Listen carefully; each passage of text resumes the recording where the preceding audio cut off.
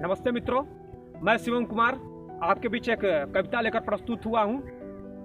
कविता जो है इसी गंगा के तट पर जन्मे बिहार के सिमरिया के लाल और इसी गंगा के तट पर बसे पटना विश्वविद्यालय से पढ़कर निकले एक छात्र और आगे चलकर इस देश के राष्ट्रकवि रामधारी सिंह दिनकर की यह कविता है।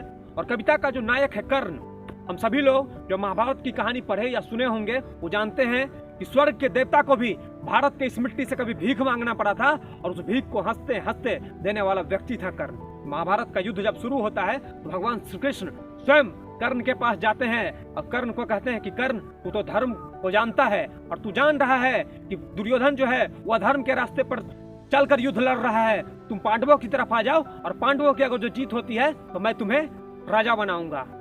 उसी पर जो है कर्ण क्या कहता है भगवान से, वही इस कविता में दिनकर जी लिखते हैं।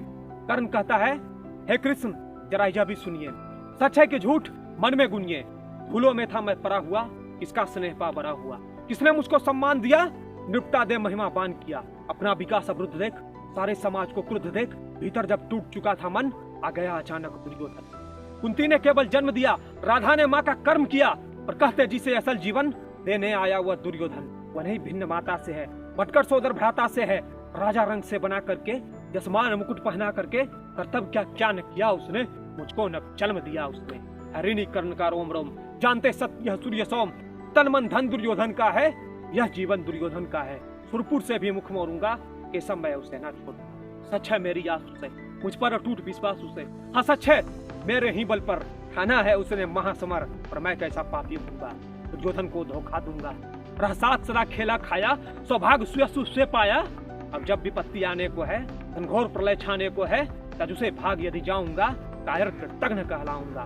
धर्माधिराज का ज्येष्ठ बनूं, भारत में सबसे श्रेष्ठ बनूं, कुल की पोशाक पहन करके, सिर उठा चलूं कुस्तन करके। इस झूठ मूठ में यश क्या है, ये सब यह सुयस क्या है, सिर पर कुलीनता का टीका, भीतर जीवन का रस फीका, अपना न नाम जो ले सकते, परिचय न तेज से दे सकते, ऐसे भी कुछ नर होते हैं, कुल को खाते और होते हैं।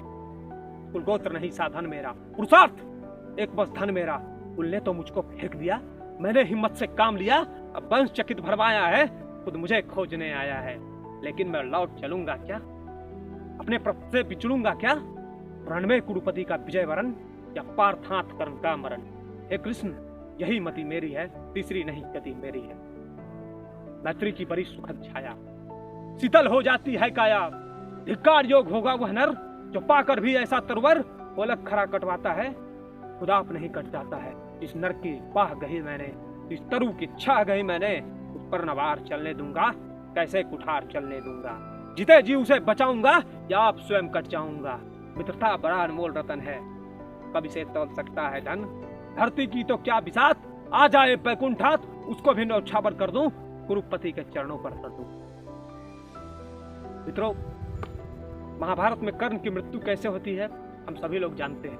और जब उसकी मृत्यु होती है तो भगवान श्री कृष्ण खुद युधिष्ठिर को लेकर जाते हैं और कहते हैं, युधिष्ठिर भूलिए विकराल था वह, विपक्षी था हमारा, काल था वह, समझकर द्रोण मन में भक्ति भरिए, पितामह की तरफ सम्मान करिए, मनुष्यता का नया नेता उठा है, जगत से ज्योति का चेता उठा है। धन्यवाद। जय हिंद, जय भारत।